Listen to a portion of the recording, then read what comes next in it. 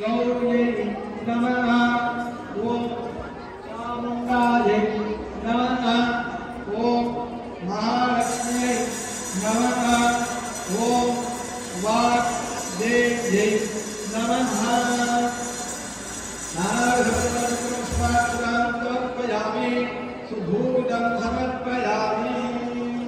भोर्भवस्वः slate పైన వేసినటువంటి ఆ బొట్టు పసుపు కుంకుమ ఉంది కదా, ఆ కుంకుమ తీసుకొని మీ పిల్లలకు నుదుట పెట్టండి. కనుబొమ్మల మధ్యలో కాకుండా కనుబొమ్మల పైన పెట్టండి. ఇక్కడ బ్రహ్మ రాత అనేది మనకు రాస్తాడు. ఎప్పుడు బొట్టు ఇక్కడ పెట్టారు కాబట్టి అక్కడ పెట్టండి. టీకా लगाना स्लेट भी लेना। स्लेट के ऊपर अक्षत रहना। अक्षत राइट सीधा हाथ में पकड़ के बच्चे के शीर्ष पे डालना पड़ेगा। आपके पत्रों में एक लिया ना, इस पे रखना। इसके ऊपर एक पेंडी रखना। अक्षत लेना। पहला अक्षत తీసుకోండి। पहला प्रणाम गुरु को प्रार्थना करो। गुरु की प्रार्थना చేసుకోండి। गुरु ब्रह्मा गुरु विष्णु गुरु देवो महेश्वरः। ओम बोलिए ओम ब्राह्मणे नमः। एक डालना। ओम माहेश्वर्ये नमः। एक डालना। ओम कौमार्ये नमः। ओम वाराह्ये नमः। ओम इसमें डिजिटल का कार्ड दिया ना, कार्ड के एक नोटिंग भी देते हैं। एक नोटिंग से ओम लिखना पहला, ओम बाद में ऐन लिखना। पहला ओम लिखना, बाद में ऐन लिखना। बच्चे से नहीं, आप लिखना। बच्चे से नहीं, बच्चे से पूरा होने के बाद पहले आप लिखना। प्रथम गुरु माता, द्वितीय गुरु पिता, तृतीय गुरु आचार्य गुरु। हम तृतीय है। पहला गुरु कौन? माता। माता लिखना, नहीं तो पिता लिखना। द्वितीय गुरु తల్లి గాని తండ్రి గాని రాయండి. పిల్లలతో ఇప్పుడే రాయించకండి. ఓం ఫస్ట్ లెటర్, తర్వాత ఐన్, తర్వాత సరస్వత్యై నమః. మొదట తల్లి గాని తండ్రి గాని రాయాలి. పిల్లల చేయి పట్టుకొని రాయించొద్దు. దయచేసి పిల్లలతో రాయించకండి. ఇప్పుడు పూజ పూర్తిగా అయిపోయిన తర్వాత పిల్లలతో రాయిద్దాం. पहले बच्चे से नहीं लिखना, माँ पिता लिखना। बाद में पूजा होने के बाद बच्चे से लिखना।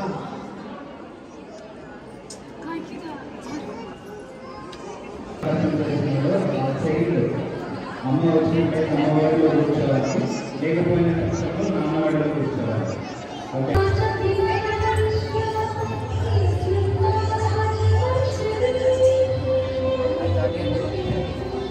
అక్షరాభ్యాసం మేడం బిజీ ఉంది.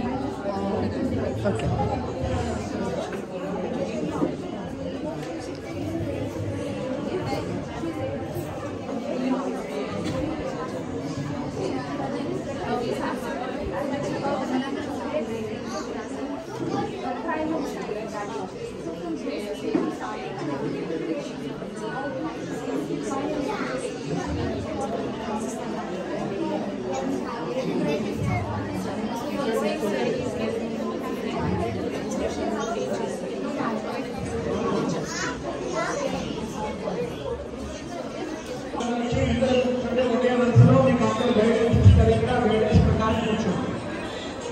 అక్షరాభ్యాసం చేయించేవారు. పిల్లలతో పిల్లలను తీసుకొని రావాలి. అన్ని మీకు తెలుస్తారు. పిల్లలు తీసుకుంటారు.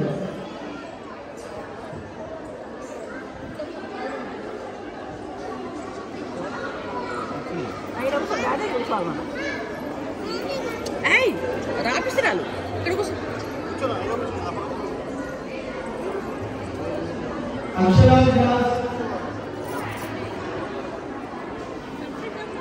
अभी थोड़ी देर में शुरू होगा। बच्चे के साथ आप आएंगे, इधर बैठना, नीचे नीचे बैठने का बैठना। फोन में बैठना, చెప్తాడు మా గురువు గారు.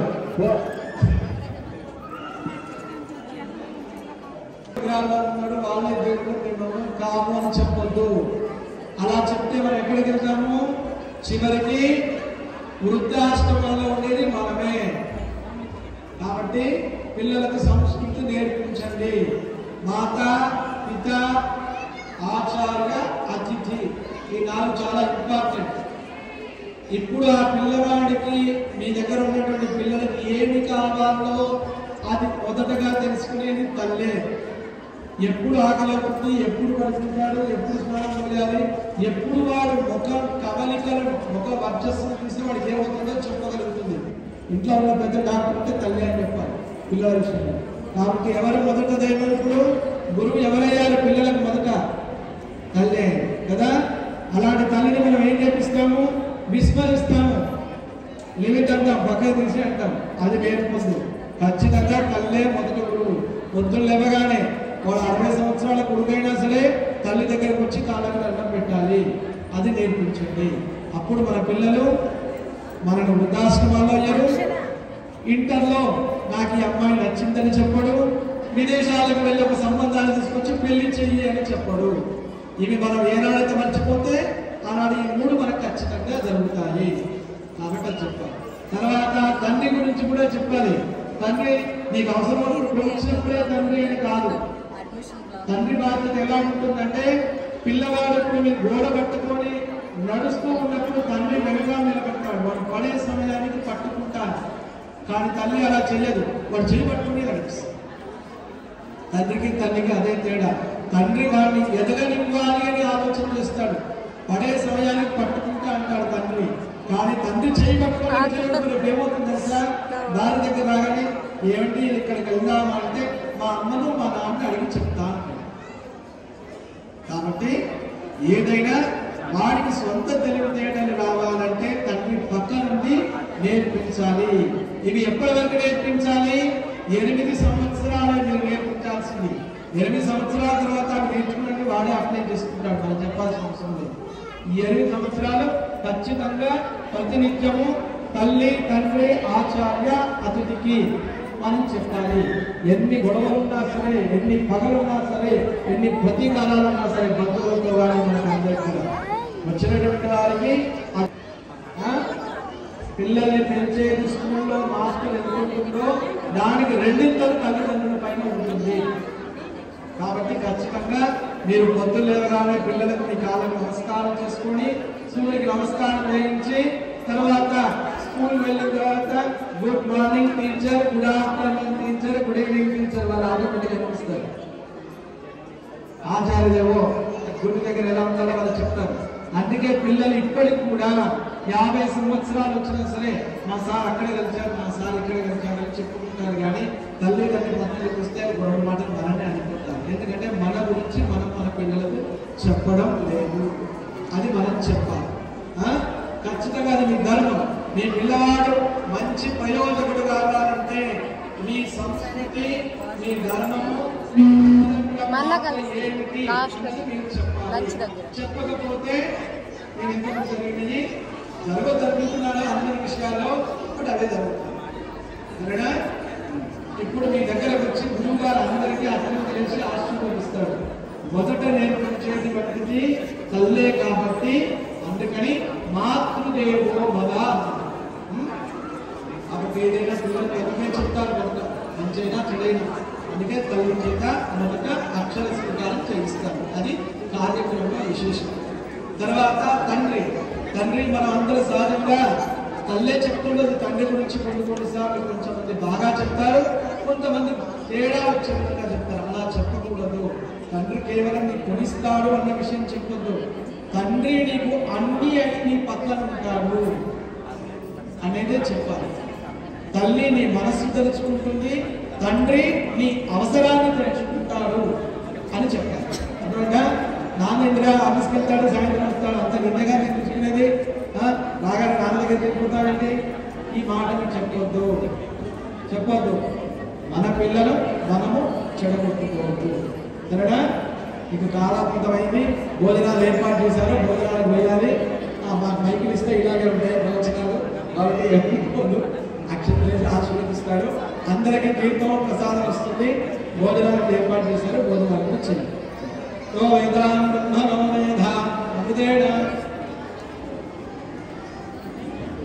అమృతేణ మృతాంకురే తస్మై కర్మగణంగాచ ఆదిత్యేత్తం విదానతో భాగదేయేన వైకం వలయతే బ్రాహ్మణార్కే గమకలేద బ్రాహ్మణం వై సర్వాదేవతాః సర్వాదేవైకం దేవతాః వదతే తావదే వై దేవతాస్తా ధర్మావే బ్రాహ్మణే వదతే తస్మాత్ బ్రాహ్మణే యోగే గౌరవో వేదవేదస్పర్యాః వేదే దేవతా దేవతా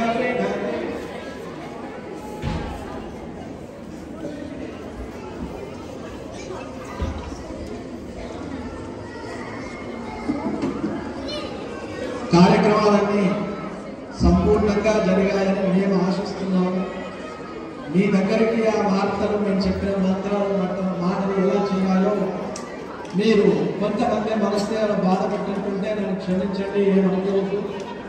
చాలా ఇళ్లలో కొన్ని చూసి బాధ అనిపించి మాటలు చెప్పాల్సి వస్తుంది.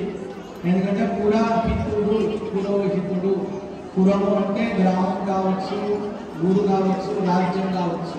దానికి హితం అంటే మంచి చెప్పాల్సింది మేము. ఎందుకంటే ప్రతినిత్యం మేము అదే ధర్మంలో ఉంటాము, అదే శాస్త్రాలను చదువుతాము, అదే మంత్రాలను ఉచ్చరిస్తాము, అవే మంత్రాల అర్థాలను తెలుసుకుంటాము.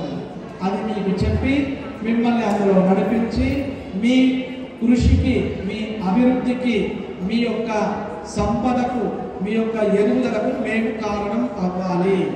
అందుకనే పురోహితుడు నామకరణం చేస్తారు.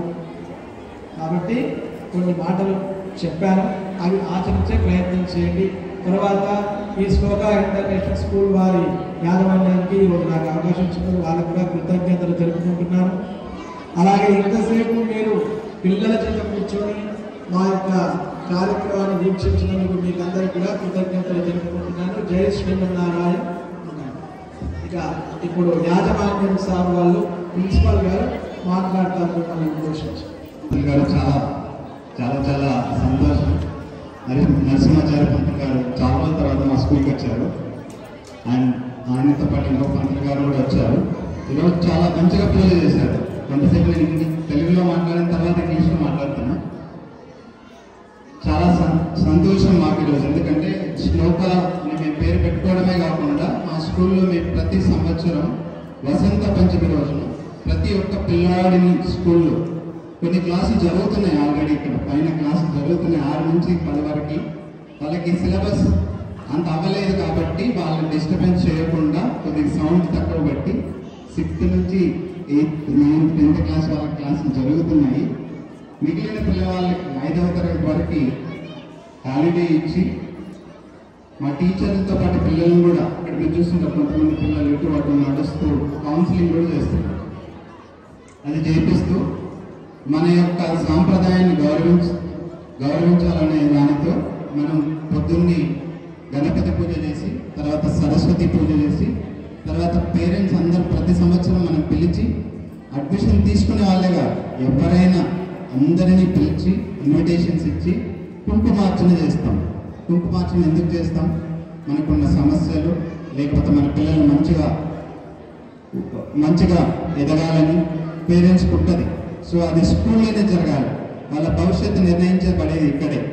సో అందుకని స్కూల్ ఆవరణంలో ఈ కుంకుమార్చన జరగాలని, కొంతమంది పిల్లలు ఎవరైతే అక్షరాభ్యాసం చేయలేదో వాళ్ళ కోసం అక్షరాభ్యాసం స్కూల్లోనే మీరు బాసర అనుకుంటున్నప్పుడు ఇదే మేము దేవాలయంగా భావిస్తాం. ఇదే పంతులు అక్కడ కూడా చేస్తారు. సో ఈ దేవాలయంలోనే ఇక్కడే అక్షరాభ్యాసం చేయాలని చెప్పి మనం పంతుల్ని ఇక్కడే పిలిపించి ఇక్కడే అమ్మవారికి పూజ చేసి ఇక్కడే అక్షరాభ్యాసం చేసి తర్వాత